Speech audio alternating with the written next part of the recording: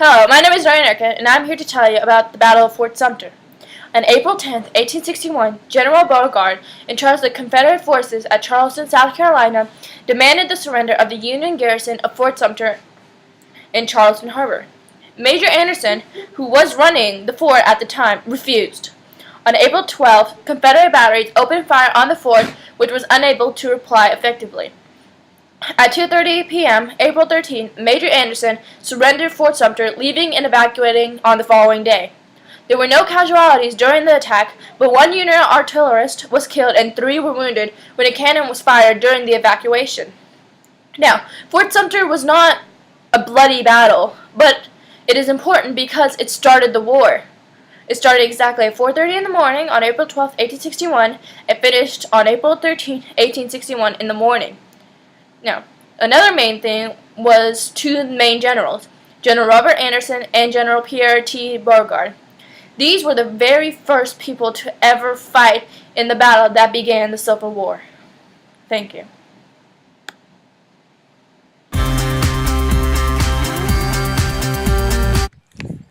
Hi, I'm Allison, and I'm the scientist for the Battle of Fort Sumter. And first I'm going to start off by talking about some of the key weapons in the Battle of Fort Sumter. Some of these weapons that were used in the Battle of Fort Sumter were several 10-inch seacoast mortars.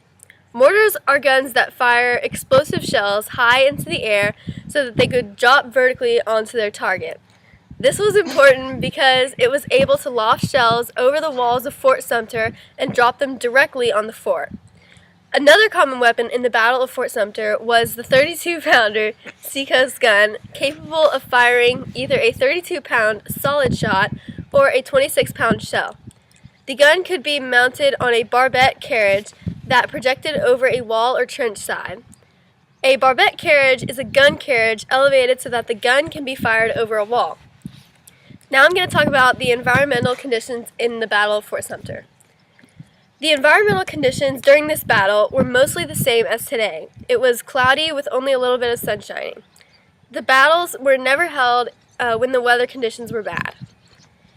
And Fort Sumter is located at the entrance to the Charleston Harbor in South Carolina. And now I'm going to talk about the terrain of Fort Sumter. Perhaps the best quality of Fort Sumter was its size. It was very small. The island that it sits on top of is barely larger than the fort itself. We learned that it is in the middle of a man-made island of huge blocks of granite, which were transported from New England. A sandbar would exist if stone hadn't been dumped there, and its shifting soil could never support the weight of a fort. But granite formed the firm foundation that allowed the fort to be built at mid-harbor. Thank you. Hi, I'm Oxa, and I'm the statistician for the Battle of the Fort Sumter.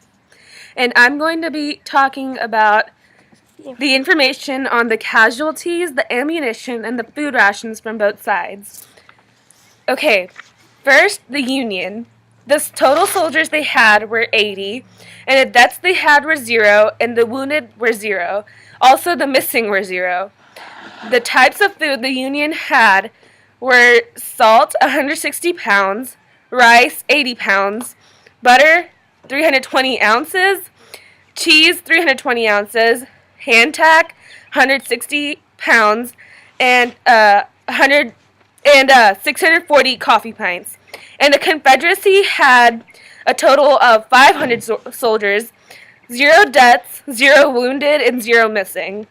The types of food they also had were 1,000 pounds of salt, 500 pounds of rice, 2,000 ounces of butter, 2,000 ounces of cheese, 1,000 pounds of hand tack, and 4,000 coffee pints.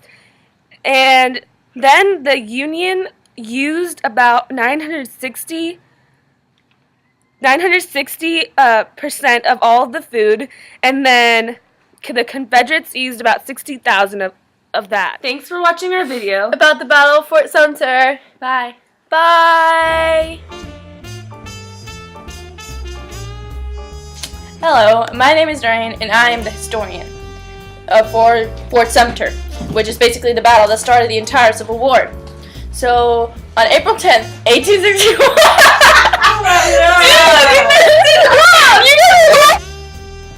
Hello, my name is Ryan Erkin, and I'm here to tell you about Fort Sumter.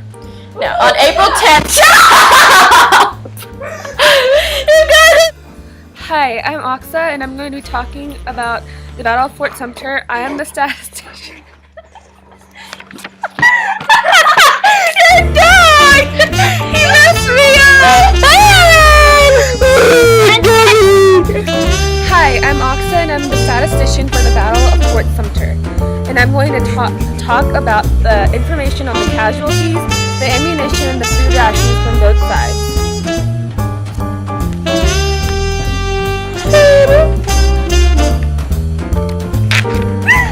We were late on the